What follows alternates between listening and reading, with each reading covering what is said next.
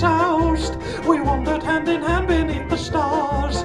She took me back to her flat and pulled down her. She's got tattoos, they're rather rude. I can't show you, there's more than two. And I said, may I, June? She said, you may. And now today's our wedding day. We're walking up the aisle this afternoon.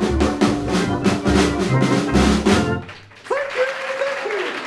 Ladies and gentlemen, Mr. Squaremeal on the Morton. Superb, excellent, very good.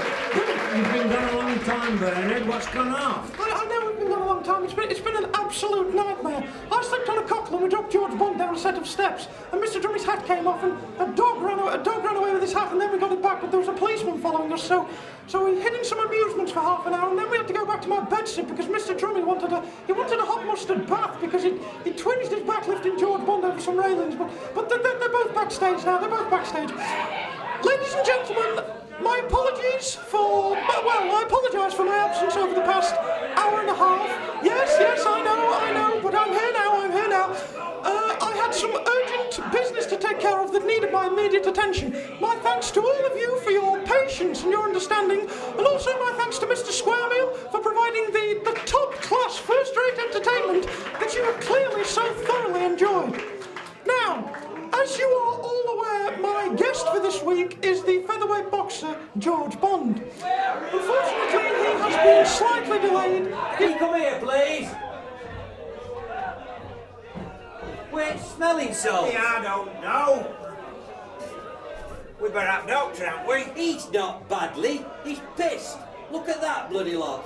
All out of his pockets. Bloody crackers.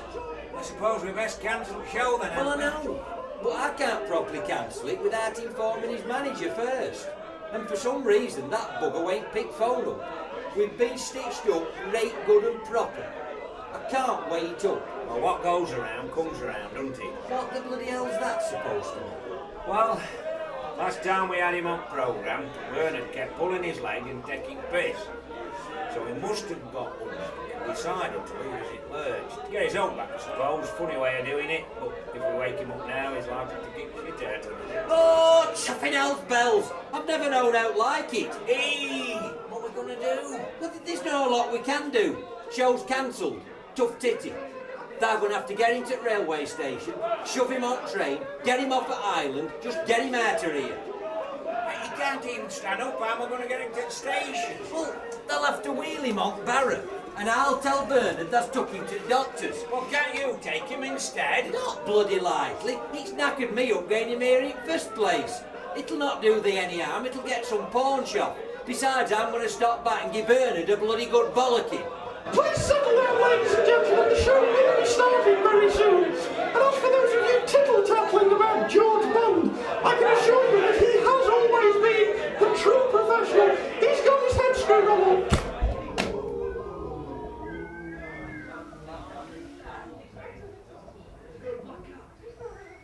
Is this a cod? No, it's a whiting. Give it me back. It's a what? It's a whiting. Give it me back. It's I shall not give it you back. I'll throw it back on stage. Give it me back. I want it back. I shall not give it you It's back. my lunch. I want it It's back. your lunch. It's been on the floor. Give it me back. I want it back. Give it me You've back. been sat down there with this on your lap for an hour and a half. Give it me back. No, what's your name? Give it me back. What's your I want name? it back. What's your name?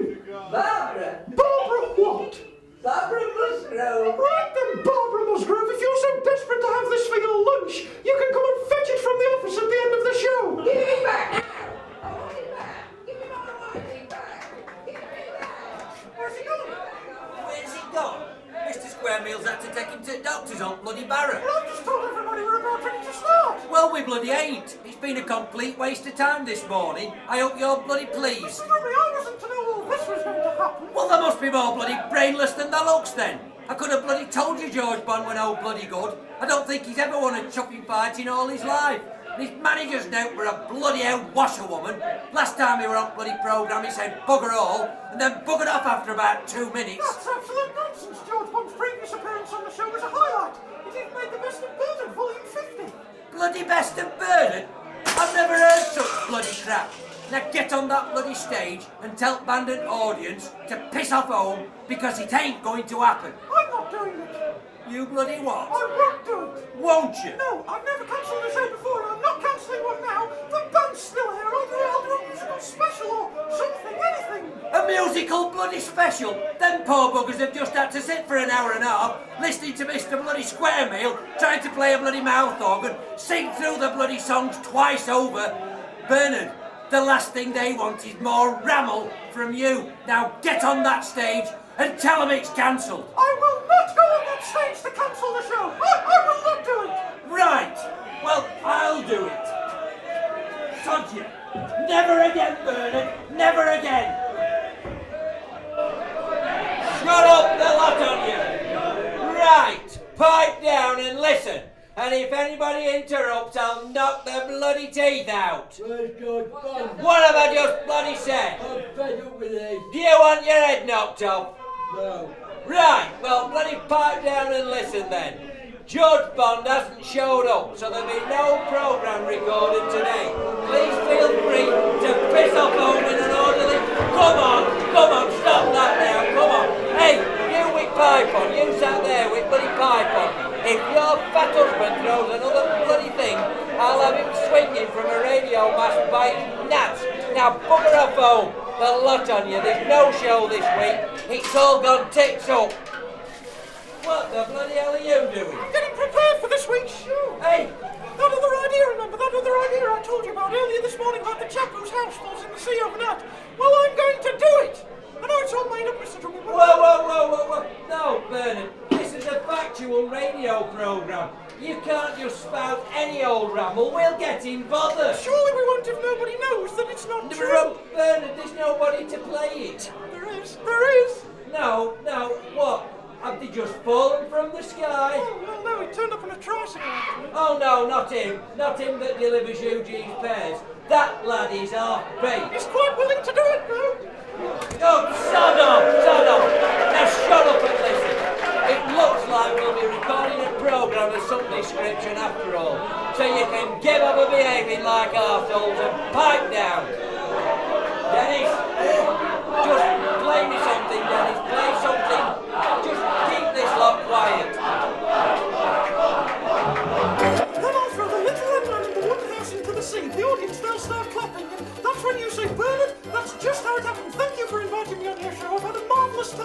You then leave the stage to even more applause, and well, that's the end of the show, you see. Oh, thank you. I'll leave these in the office for Mr. Squaremeal. You'll see to those later. Mr. Drummey, could you pass me the blue suit, please? The one I wore for my sleepy dogs. This bloody thing? You getting changed? No, it's for Paul. You really can't go on stage looking like he does. He looks like he's slept in a ditch. Paul, there you go. It might be a bit big, but get changed as quick as you can. It's to help you know what you're doing. Yes, it's fine. I've run through it with him. He knows exactly what to do. Well, fair enough. But after all the bloody dicking about we've been doing this morning, if this falls flat on its arse, it's all on your head.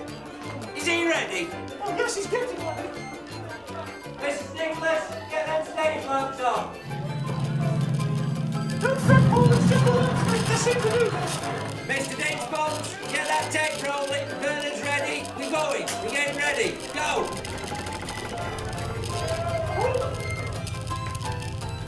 You cock this up. I'll have you wearing your bollocks for earrings.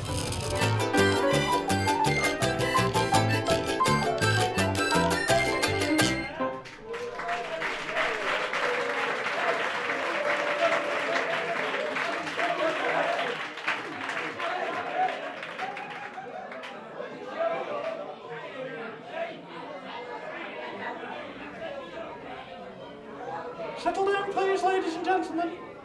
Settle down. The show has started.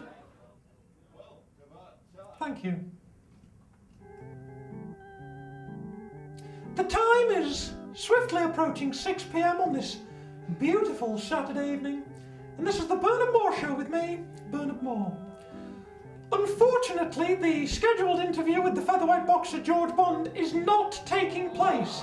No, it is not taking place. However, his replacement guest is a man with a truly fascinating When story. Bernard says the name, that's got to get up these stairs, that's got to get on stage, that's got to walk towards Bernard, they'll say good evening, they'll bow to audience, they'll be applauding, but not for very long. They'll answer his questions properly and politely, and then when he's done with it, they'll bugger off back down these stairs, they'll get on that sodden tricycle and bugger off. And Mr. Squaremeal can't pay the repairs this week because he ain't here. Ladies and gentlemen, Mr. Paul Makepeace. This way, Paul. Good evening, Paul. Yes, Paul, this way. So, Paul, your house fell in the sea overnight. Tell us what happened. My house fell into the sea overnight. Yes, but what were the exact circumstances of this happening, Paul? Did you and the house fall as one, or did the house slide suddenly and you were left teetering on the edge, as it were? Don't hold anything back. You're amongst friends here. Well, I was sat. In your house? Yes. And then all of a sudden you found yourself in this threatening grey mass. Yes. What was your initial reaction? How did you feel, first of all? Scared, I assume. Well, How did you feel? The events are hazy for him. The events are hazy. I can understand that. I suppose that's quite a natural thing in these circumstances. Right, but Paul, where did you wake up? You know, how long were you in the sea for? Do you have any idea? I don't. Or do you have some memory loss with that too? It's understandable. I thought. Where did you wake up? Well, I woke up and I thought it was all a dream. Right. And I yes, thought yes. it I was can all see a that. dream. Yes. But where did you wake up, Paul? Was it on a jaggedy outpost, or were you swept far inshore? Well, I knew where I was. Oh, right, you because knew where I've you were. been there many times before. I suppose So I knew what was happening. that's lucky for you being washed up in a localised area. I knew what was happening. Yes. And then so you woke up and what, you just went about your everyday business, or were you severely affected by this? Yes. Right, yes. Paul, do you have any experience of the sea? Well, I suppose you must do to have survived this. I've got a feeling you're a sailor. Well, I spent a long part of my life Yes? on a fig ship, and if you don't really know what a fig ship is, it's a I'll ship get them. that's never gonna go to sea again. And on the ship, there's men, and I was one of the men.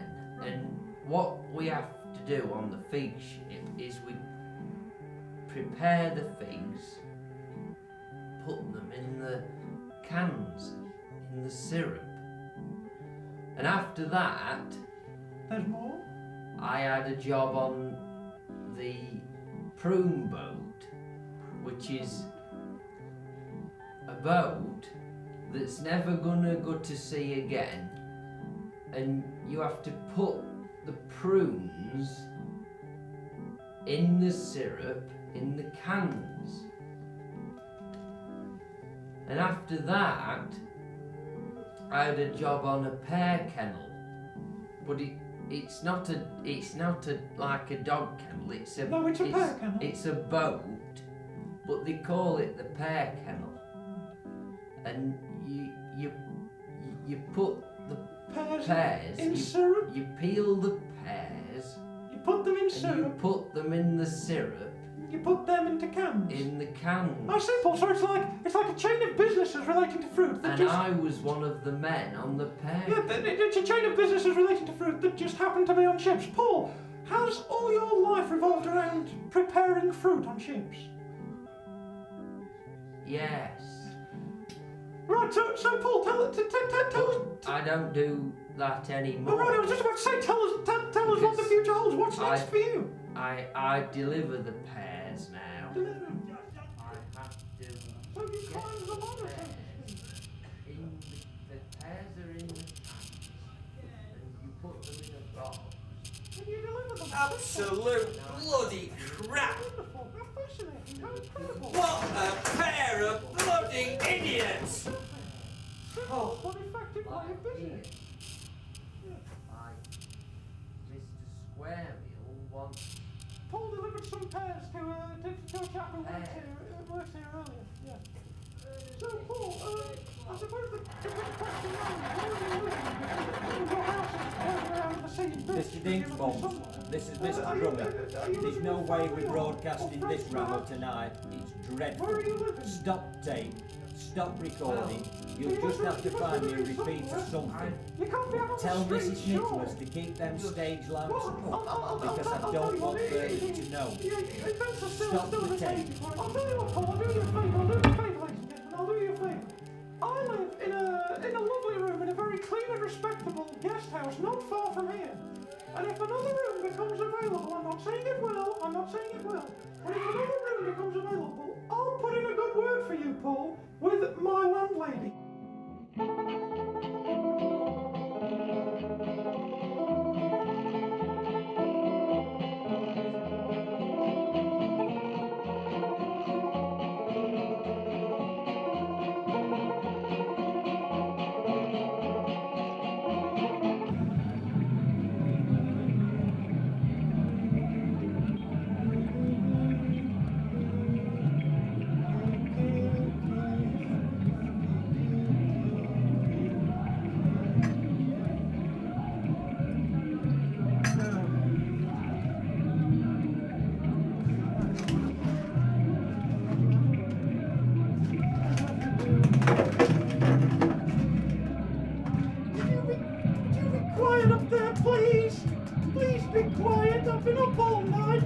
Just because you're up there having your lunch, it doesn't mean people aren't sleeping. They're probably asleep.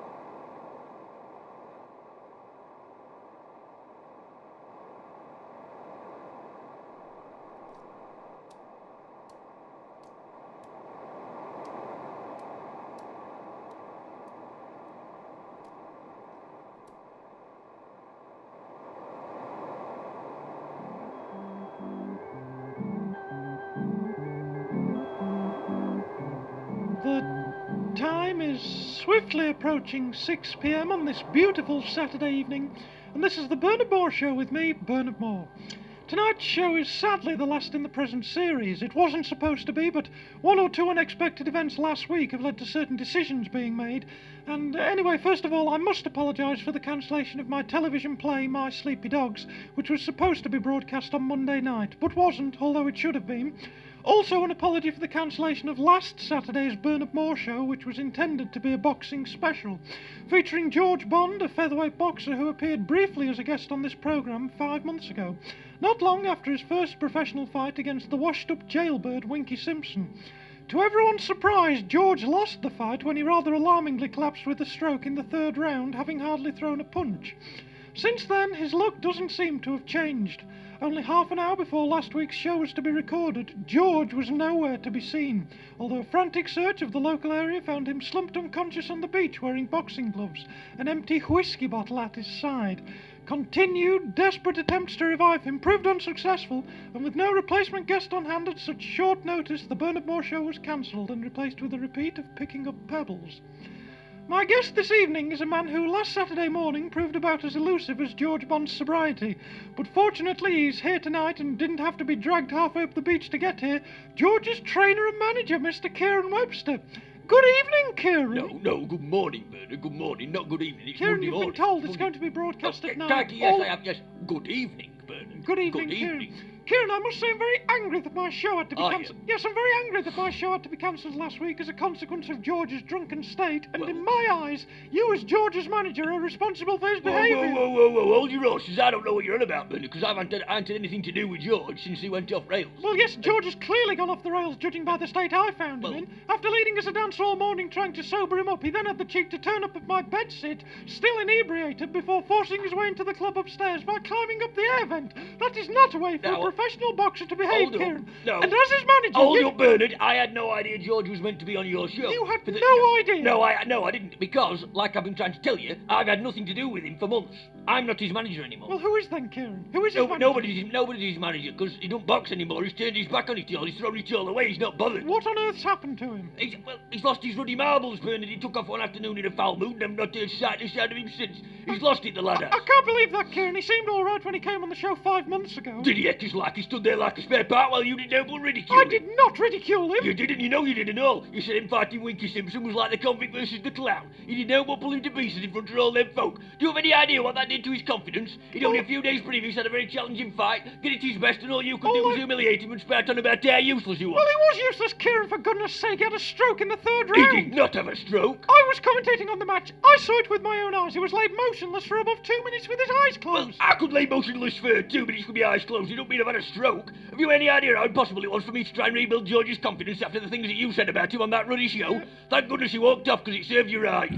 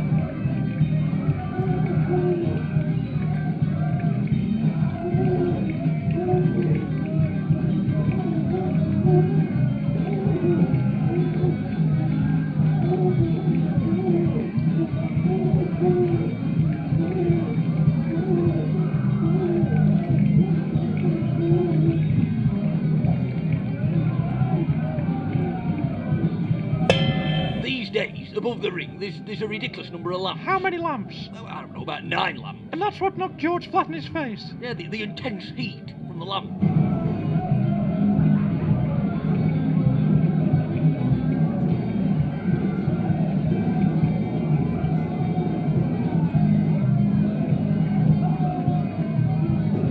What were all that ramble about? Kieran feeds you on don't accept tribe. That's rubbish. You were a grown man who's let him eat what he wanted. Such as? Well, pie and mash and gammon, sponge pudding. He just used to eat like a normal chap.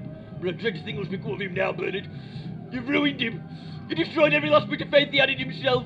I keep asking around if anybody's seen him, but they haven't. I keep expecting telephone to ring and it never does. Well, it might help if you'd answer it. I rang you several times last Saturday trying to sort out this mess, and in the end all I got was a very confused old lady. So it was you who rung my mother, was it? Oh, was that your mother? She said you weren't in and your priority for the day was looking at whippet puppies. Well, I did go and have a look at some whippets, yes.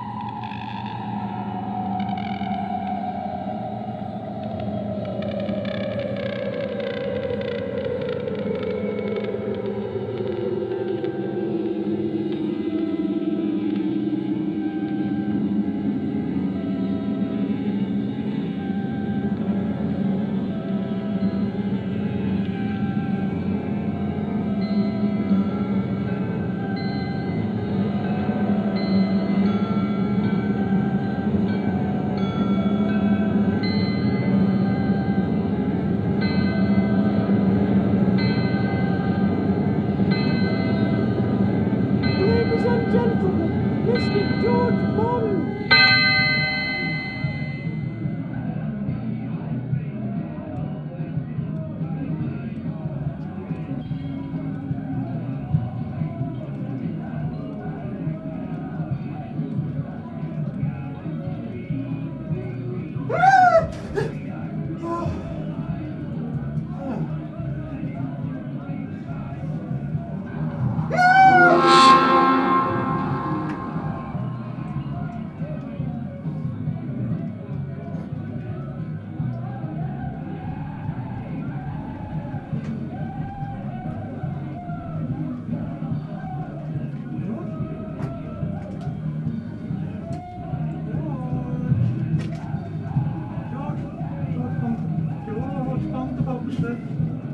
Come on, George, wake up, please.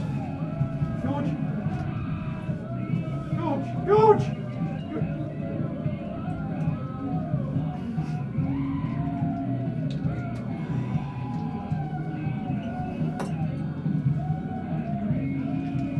George, please! Wake up! George!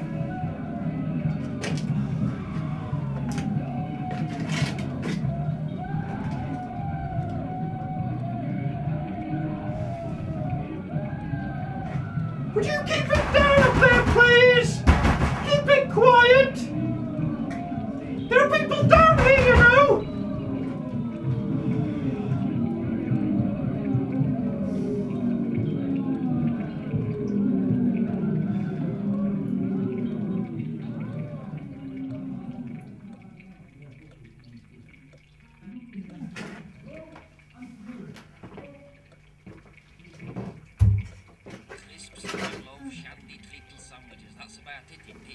Carrot cake. Oh, carrot cake.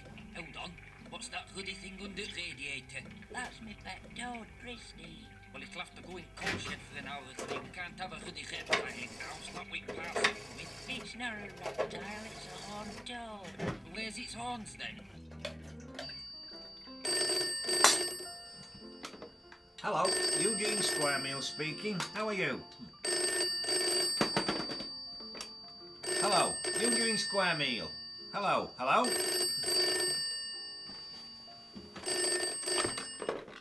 Hello, Mr. Drummey, it's Bernard. Guess who it is? Police. No, it's Bernard. Well, I told you to ring. Hello, Bernard. Something wrong? I've just noticed that it's 6 o'clock, so I've just turned the radio on to listen to my show, and my show isn't playing. There's something else. And yes, could you tell me what this is, please? What, you mean like woodlouses? Will it drink milk out of the saucer? Broadly. I bet it would, that knows. Hold on, look, it's gearing up. They'll have to catch it and put it into the coal house. Did you hear that? Yes, well, what's going on? Why isn't my show playing? What's this? It's a repeat of an episode of Picking Up Pebbles, which we're having to broadcast again because the programme you recorded this morning was a load of crap from start to finish, so we've cancelled it. Do you see? Are you going to tell him his sight? Shh, keep bloody quiet. Do you have to be doing that in here? Well, I have to do it here because the cat hair's at home. No, that were the problem. Nobody had a bloody clue what you were on about. You seemed to be talking a load of ramble towards then, and that lad were even worse. He couldn't even string 3 words together, Bernard. No, he just come across as half-baked. I suppose that were because he was half-baked. Yes, I know he was. Well, You can't expect us to keep producing your show at such... What? Are you going to tell him we're not going to pay him this month? Will you, Ruddy, keep quiet while I'm on this bloody phone? Give us a pair, Squaremeal.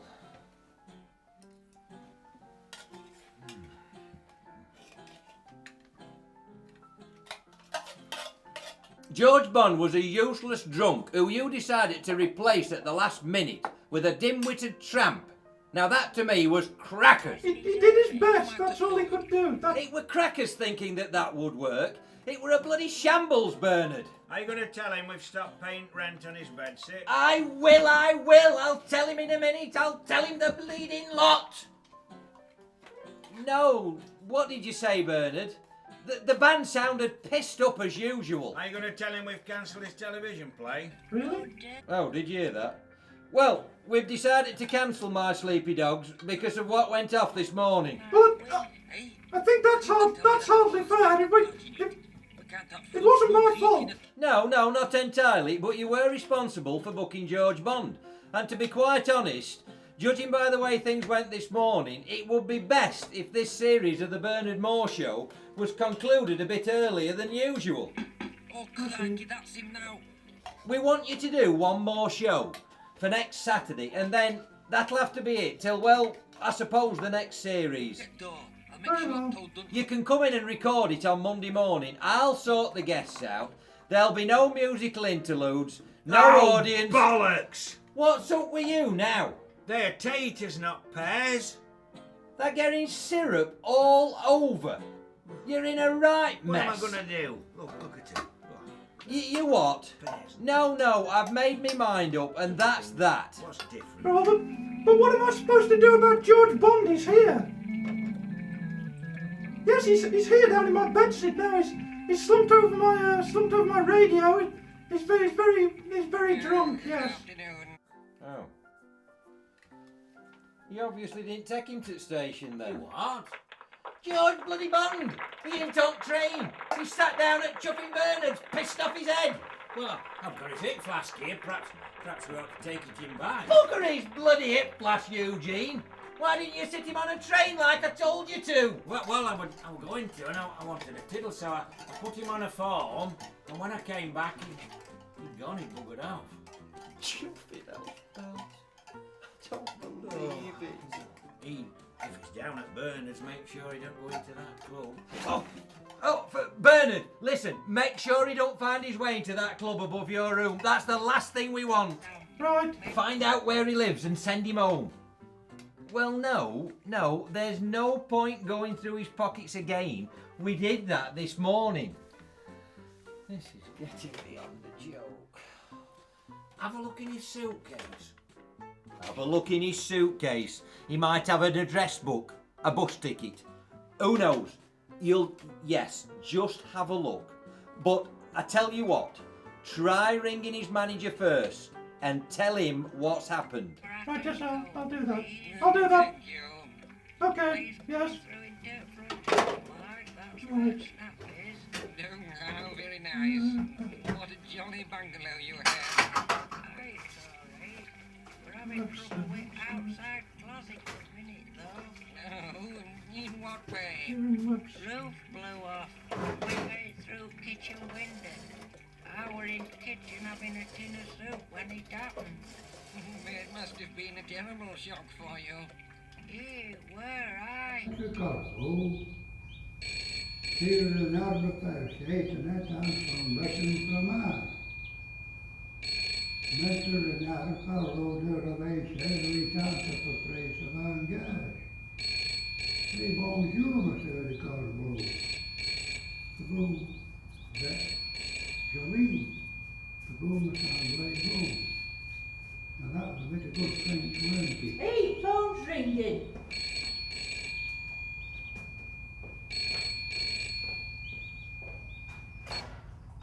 Hello? Who is it? Yes, hello there. It's Bernard Moore. Can I speak to Karen Webster, please? Who? Mr. Karen Webster. It's quite an urgent phone call. Is he there? I'd like to talk to him, please. Hey, he's not in. Well, where is he? He's gone to look at some whippy puppies. And he'll not be back till 8 o'clock. Oh, I see. We had the rummaging Would it be possible to get a message to him? Can you get a...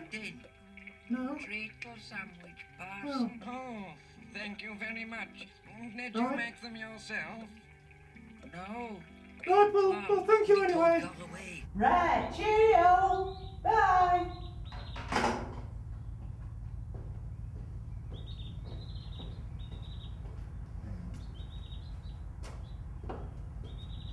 Look what I've got here.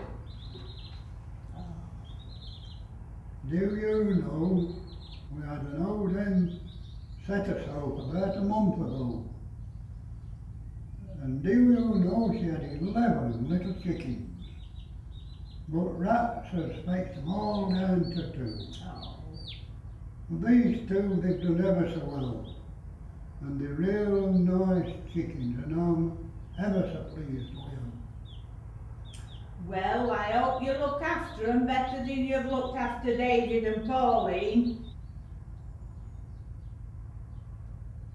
That's caught and told then, has that? Aye. Good, where's the pulley? Didn't coal house? No, 'cause you've got keys, haven't you? I shifted Lime Low out and sat her in that blue cake. Hey, Parson, stop! Didn't happen that thing. There, a reptile. She ain't a reptile, she's a horned toad. Oh, crikey, he's only ruddy fainted. Christine, come here. Come on, my little friend. I ought to ruddy strangulate you and your ruddy reptile for this shenanigan. It weren't my fault, she were frightened. She didn't know what were happening. We'll have to ring ruddy doctor now. Come on, Parson, wake up, wake up. Oh, where's smelling salts? Yeah, I don't know.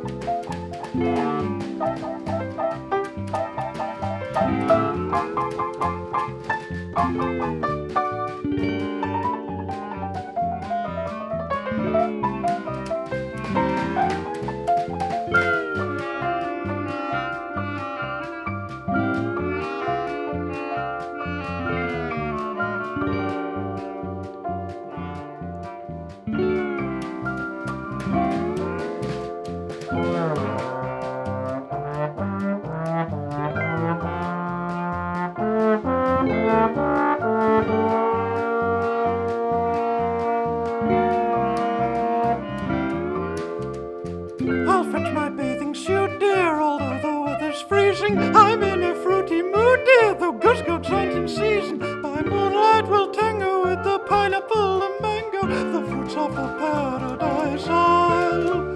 The fruits of the paradise isle.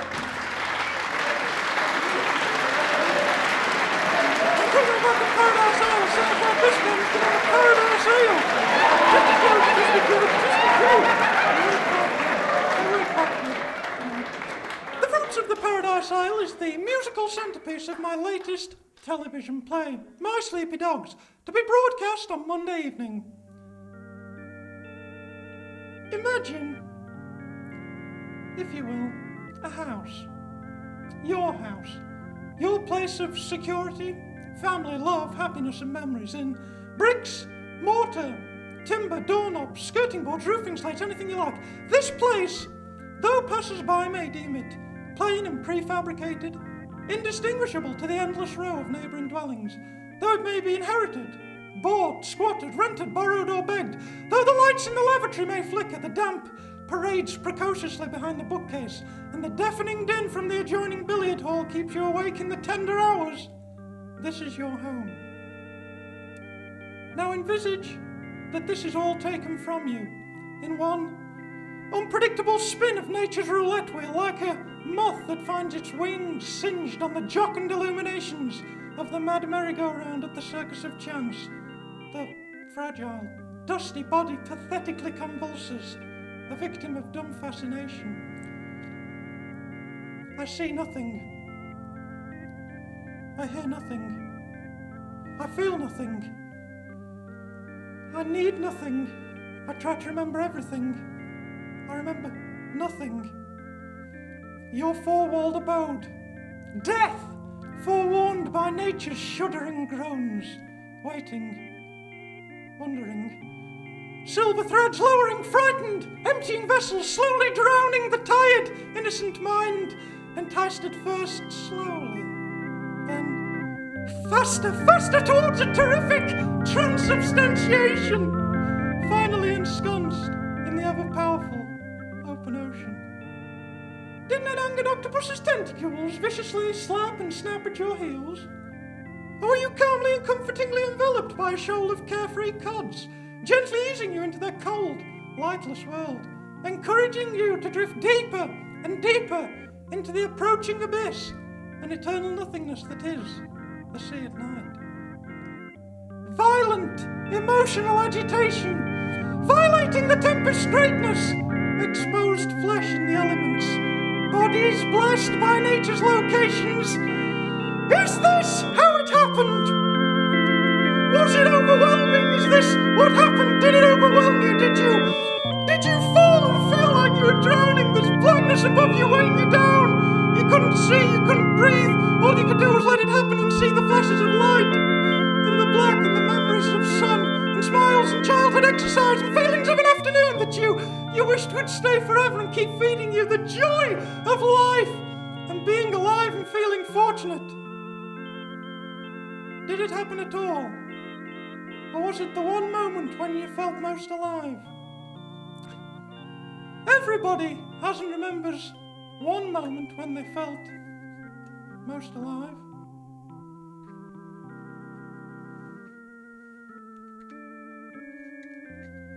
I know I do.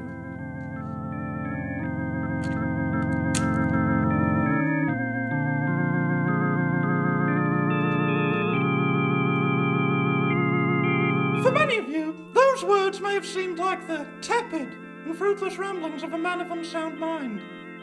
But for one individual, of whose story we are almost frighteningly aware, they hold a resounding note of veracity.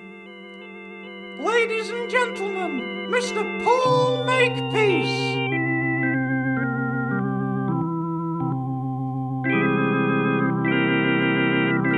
I have in my hand a wooden house, and although it may be a clumsy child's toy, it is nonetheless a distinct representation of the very house that tumbled into the sea. I also have about my personage a little lead man. A little lead man. It's not here. It's not here. It appears to have been Misplaced Mr. Drummey! Mr. Drummey! It's not here!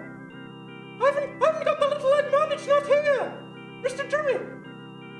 Mr. Squaremeal! Oh, they're not here. They must have gone for a drink. Paul, do you have anything about your personage that could represent a little man?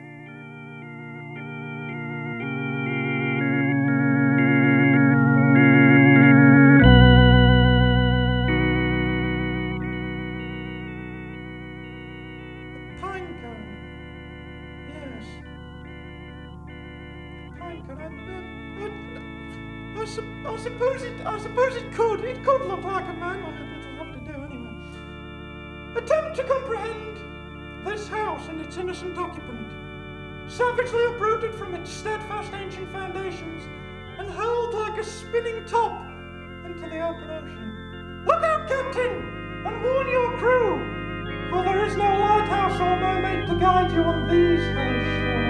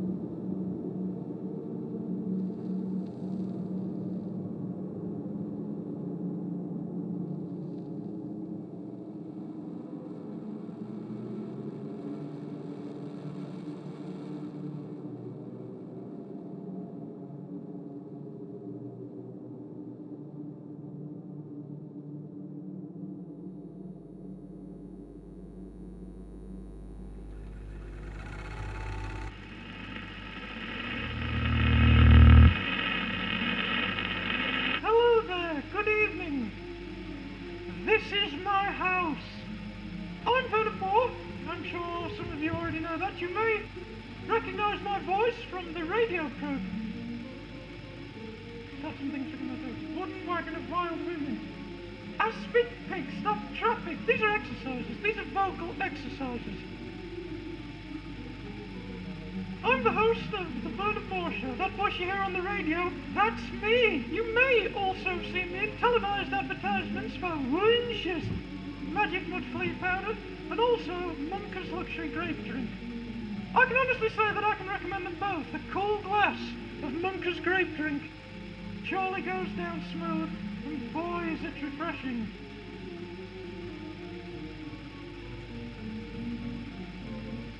As for Wunsch's Magic Mud Flea Powder, well, I don't see these two complaining.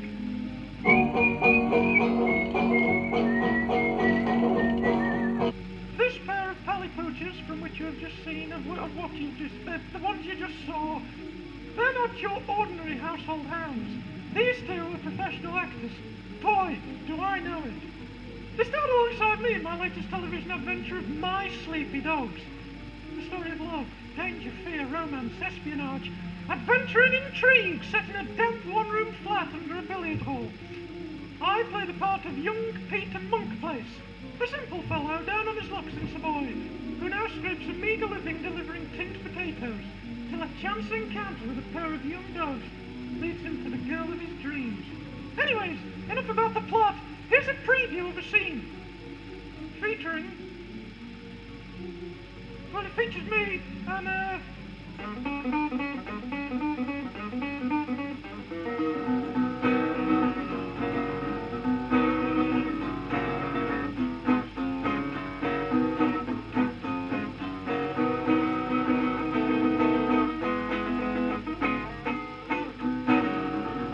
get your chin up, babe, get your chin up, babe. Do not worry, there's a joke down at the garage. Get your chin up, babe, get your chin up, babe. The sun will shine on your house and windows.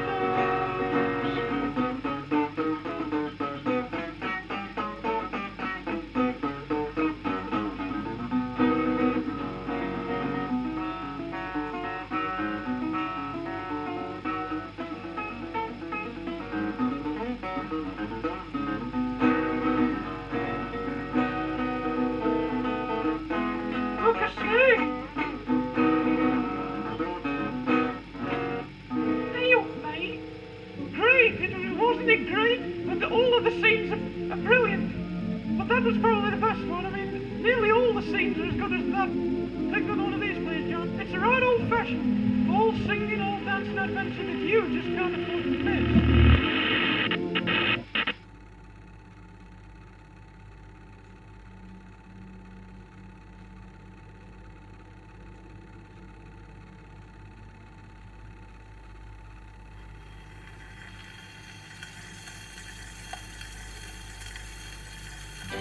Eugene Squaremeal presents The Best of Bernard, Volume 50, with the Bernard Moore Show Band and George Bond.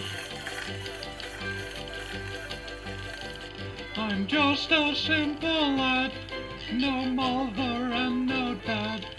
I waved goodbye to them so long ago. And although life is rough, I'll get by fair enough, 'cause I stick to what I know.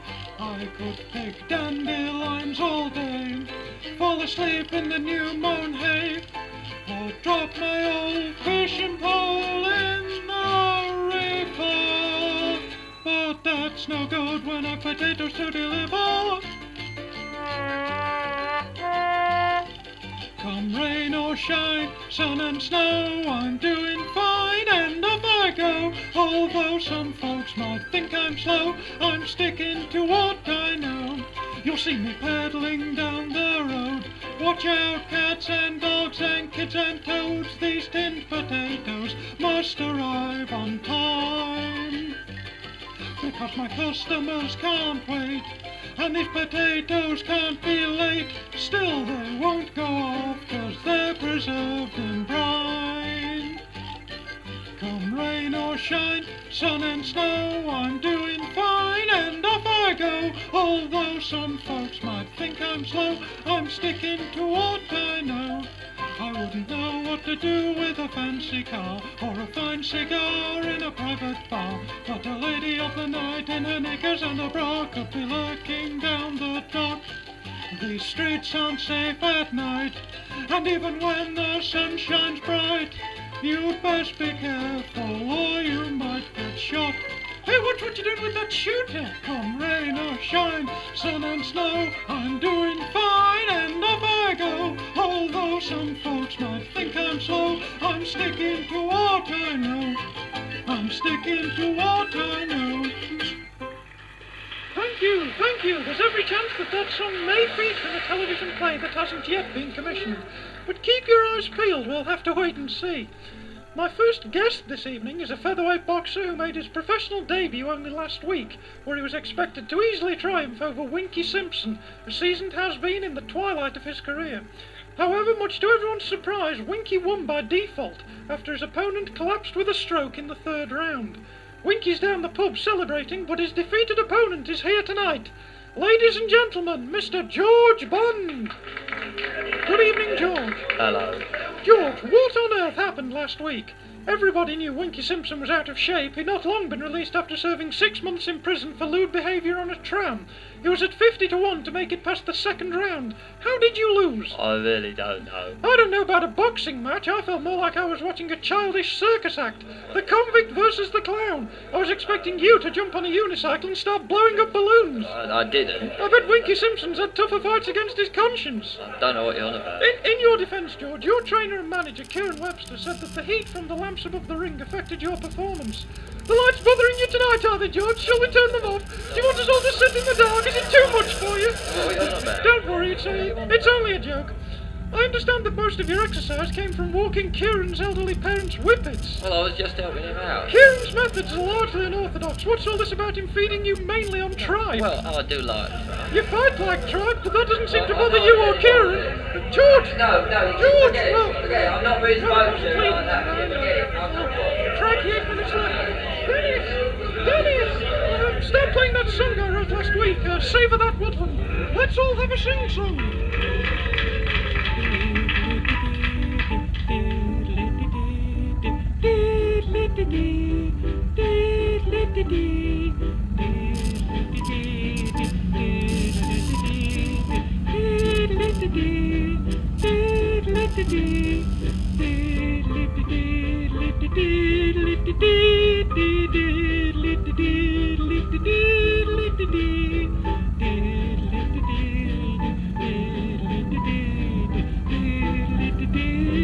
Come on, everybody, sing along with me.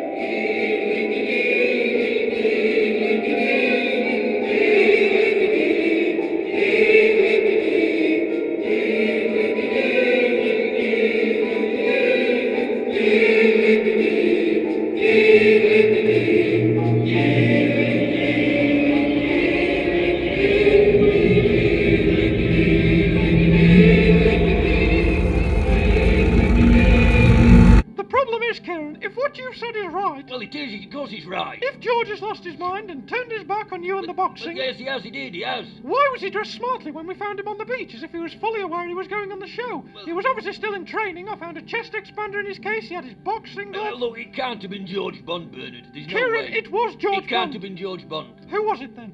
I don't know. We'll probably never know.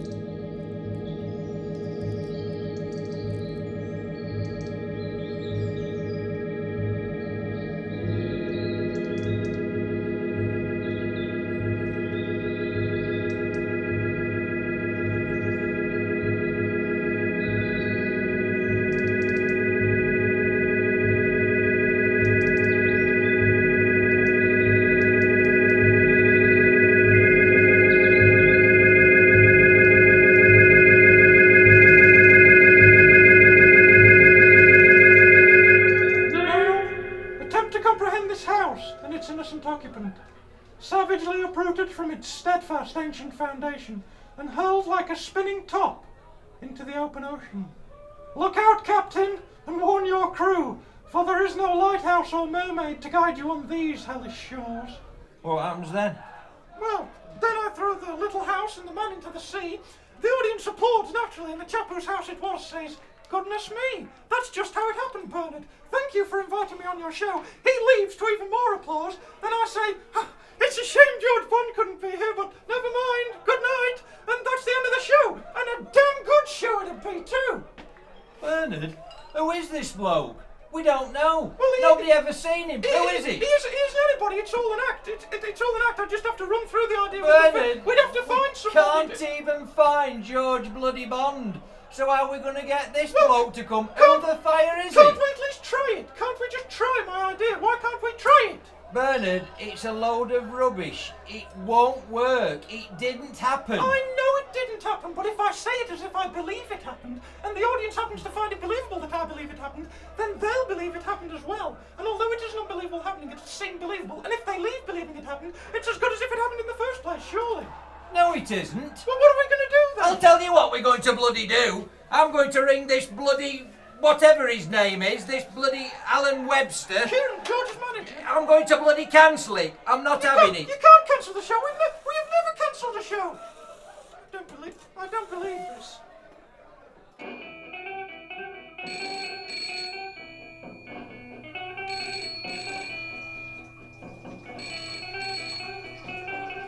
Telephone's ringing. Mother! Mother, will you answer your telephone, please? It'll probably be that last ringing about them with Big Paul. Oh, blimey. Are you there? What you doing? Are you asleep or something? Mother! Father! Father, are you there? If you're there, please, will you try and get to your telephone, please? I've only just got perched and I've fetched me trust off and everything. Oh, crikey. It'll be about them pups she'll have showed them. They're all gone. I'll have already missed them. Oh. I can't shift them. Crikey, where's yesterday's papers?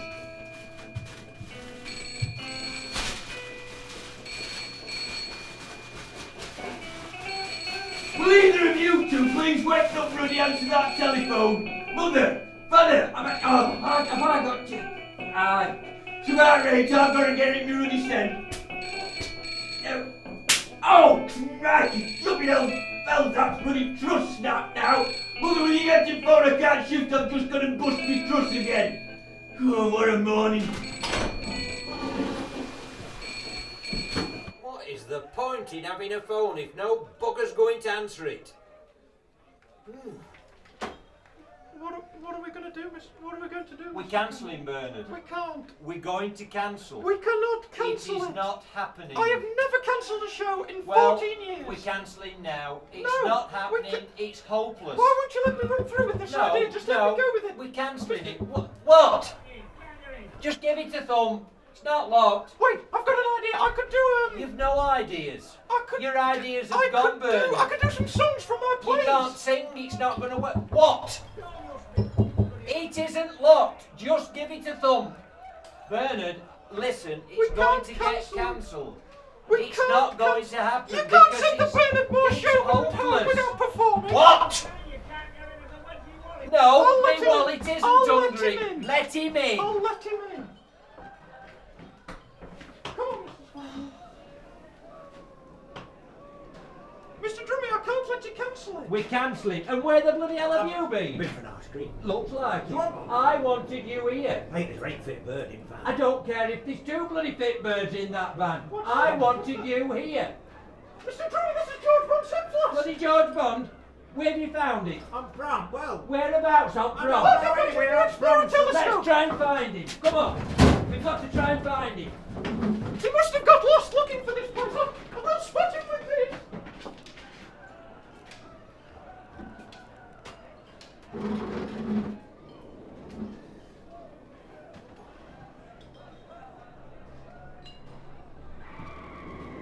Hey, Clothhead, come on. I want you on this prom. Right. Show us where this is. What's running? Come on.